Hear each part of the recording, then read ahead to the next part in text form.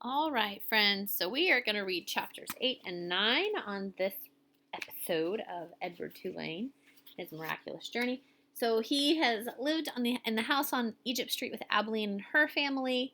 They went on a cruise on the Queen Mary where he got accidentally thrown overboard, and he spent almost a year at the bottom of the ocean.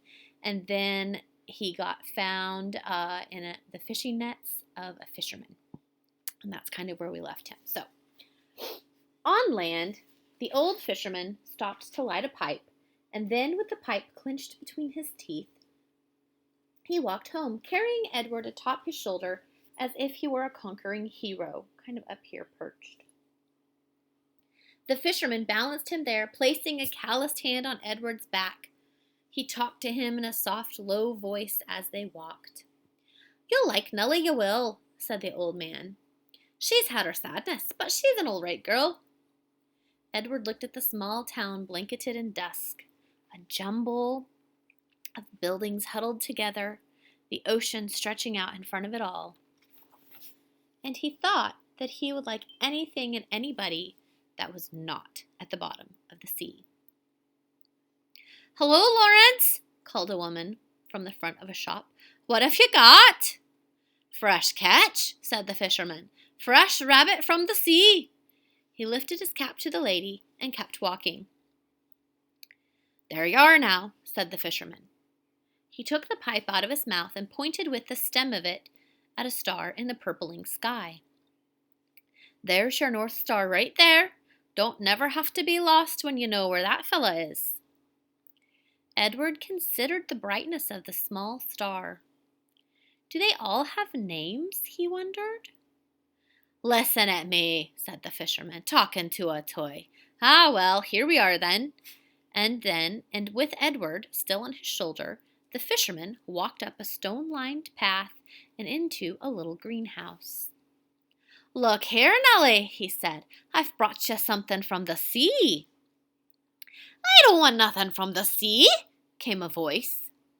"Ah, now, don't be like that now. Come on and see, then." An old woman stepped out of the kitchen, wiping her hands on an apron. When she saw Edward, she dropped the apron and clapped her hands together and said, "Oh, Lawrence, you brung me a rabbit." "Direct from the sea," said Lawrence. He took Edward off his shoulder and stood him up on the floor and held on to his hands and made him take a deep bow in the direction of Nellie. "Oh," said Nellie. "Here." She clapped her hands together again, and Lawrence passed Edward to her. Nellie held the rabbit right out in front of her and looked him over from tip to toe. She smiled. "Have you ever in your life seen anything so fine?" she said. Edward felt immediately that Nellie was a very discerning woman. "She's beautiful," breathed Nellie. For a moment, Edward was confused. Was there some other thing of fine beauty in the room? "What shall I call her?" "Susanna," said Lawrence. "Just right," said Nellie. "Susanna." She looked deep into Edward's eyes. "First off, Susanna will need some clothes, won't she?" There's a picture, of now Susanna, used to be Edward, and there's the fisherman that saved him, and then there's Nellie, the fisherman's wife. They look like pretty nice people. And the stars were again mentioned in that chapter. Chapter 9, there's our preview picture. Now we've got Edward in a dress. Oh dear. Remember, he was very confused.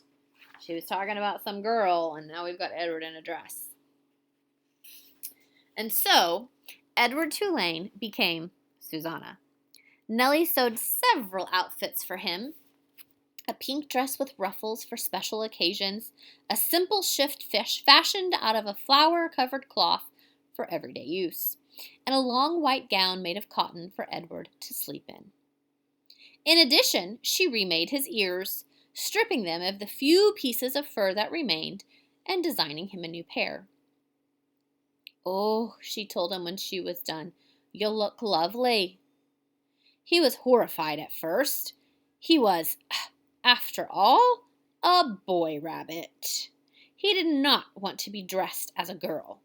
And the outfits, even the special occasion dress, were so simple and plain, they lacked the elegance and artistry of his real clothes. But then Edward remembered lying on the ocean floor, the muck in his face, and the stars so far away. And he said to himself, "What difference does it make, really? Wearing a dress won't hurt me." Besides, life in the little greenhouse with the fisherman and his wife was sweet. Nellie loved to bake, and so she spent her days in the kitchen. She put Edward on the counter and leaned him up against the flour canister and arranged his dress, around his knees. She bent his ears so that he could hear well. And then she set to work, kneading dough for bread and rolling out dough for cookies and pies. The kitchen soon filled with the smell of baking bread and with sweet smells of cinnamon and sugar and cloves. The windows steamed up, and while Nellie worked, she talked.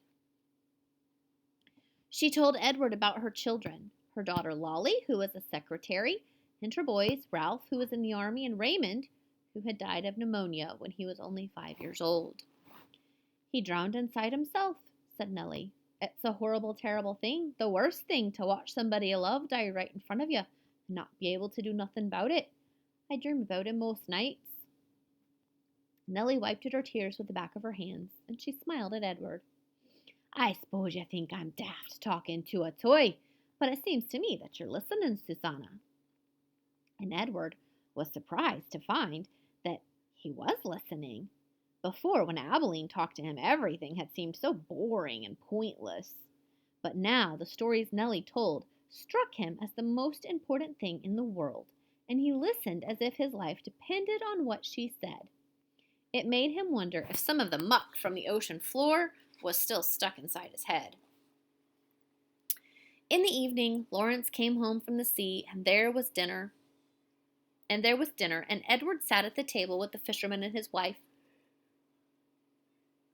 He sat in an old wooden high chair, and while at first he was mortified, a high chair, after all, was a chair designed for babies, not elegant rabbits, he soon became used to it. He liked being up high, looking out over the table instead of staring at the tablecloth as he had done at the Tulane household. He liked feeling like he was a part of things. Every night after dinner, Lawrence said that he thought he would go out and get some fresh air, and that maybe Susanna would like to come with him. He placed Edward on his shoulder, as he had that first night when he walked him through town, bringing him home to Nellie. They went outside, and Lawrence lit his pipe and held Edward there on his shoulder. And if the night was clear, Lawrence said the names of the constellations one at a time. Andromeda, Pegasus, pointing at them with the stem of his pipe. Edward loved looking up at the stars, and he loved the sounds of the constellation names. They were sweet in his ears. Sometimes, though, staring up at the night sky, Edward remembered Pellegrina and saw her dark and glowing eyes, and a chill would go through him. Warthogs, he would think. Witches. But Nellie, before she put him to bed each night, sang Edward a lullaby, a song about a mockingbird that did not sing and a diamond ring that would not shine. And the sound of Nellie's voice soothed a rabbit, and he forgot about Pellegrina. Life for a very long time was sweet. And then Lawrence and Nellie's daughter came for a visit. Here's our preview picture. It's an empty high chair. If you've not ever seen a high chair, an old-fashioned one, that's kind of what it looks like. So make some predictions. Tell me what you think might happen in Chapter 10. You can always comment below on the videos, I believe, and make your prediction about what might go on in the next chapter or two. Hope you guys enjoyed this story, and I hope that you are kind of following along with Edward's journey and how he's changing.